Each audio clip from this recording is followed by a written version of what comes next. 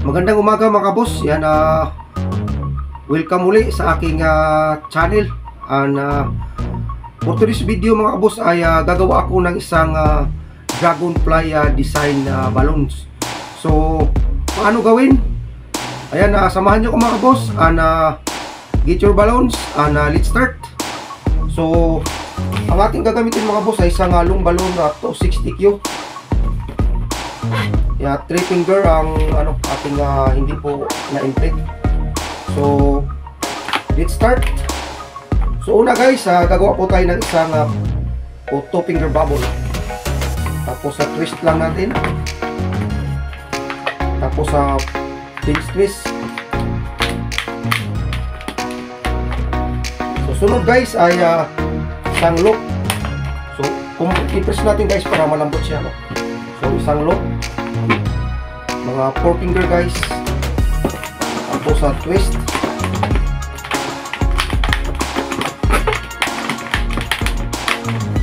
So yan guys ang kanyang magiging posisyon. So sunod guys, isang finger bubble. Tapos isang ulit na loop.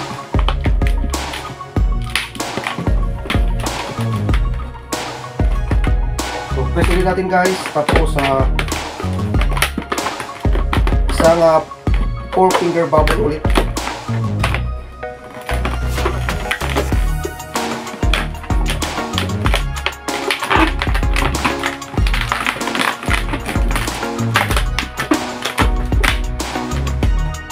So ayan guys yung kanyang magiging forma. So sunod guys, pasok lang natin dito sa kanyang ginawa natin yun.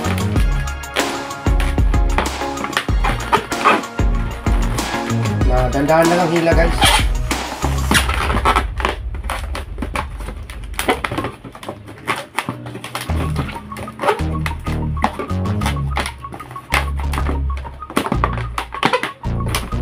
Tapos dito rin guys sa isa.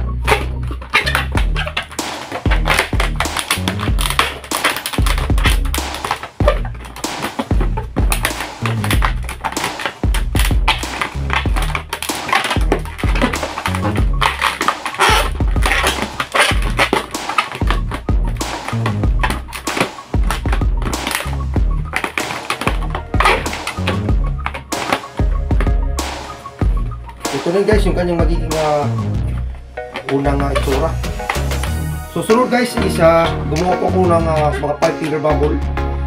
Ito po yung kanyang magiging mata. So i-tugtong lang natin dito guys.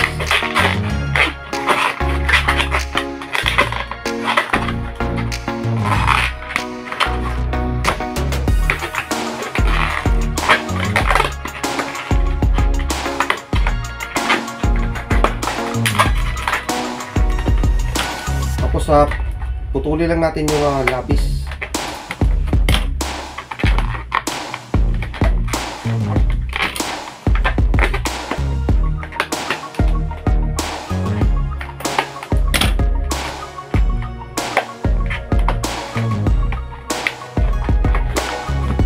So insert lang natin dito guys para sa kanyang magiging mata. Pwede rin natin dito guys ikabit sabay insert. So yun guys yung kanyang magiging itsura. So sunod guys is yung kanyang magiging pakpak. Mayroon tayong 5 finger bubble yung sa kanyang dulo na hindi inflated. So kabit lang natin.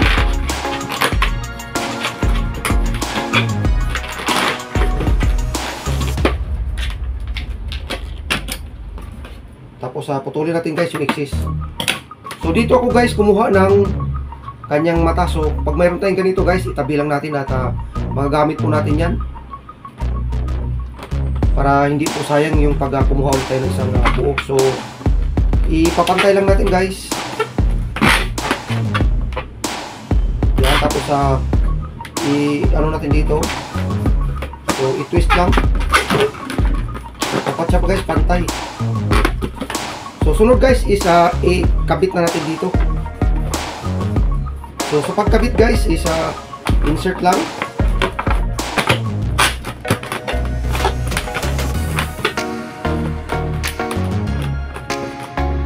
So ayan guys, no, naikabit ko na yung isa.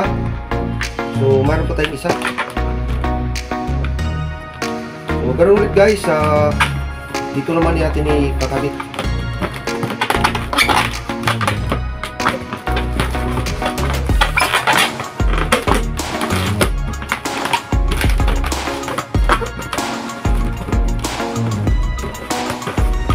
So i-fix lang natin guys.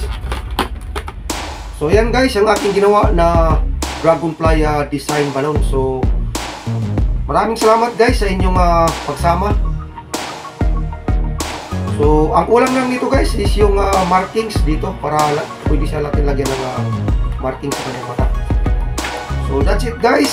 At sana nag-enjoy ko kayo sa aking paggawa ng dragonfly balloons. So kung bago lang po kayo guys sa aking YouTube channel, huwag po kalimutan guys na mag-subscribe, share, and paki-comment na lang guys para malaman ko kung saan po nakarating yung ating ginagawang mga DIY balloons. So hanggang dito na lang guys. Maraming salamat, magandang umaga po sa inyo lahat. Yan, God bless everyone.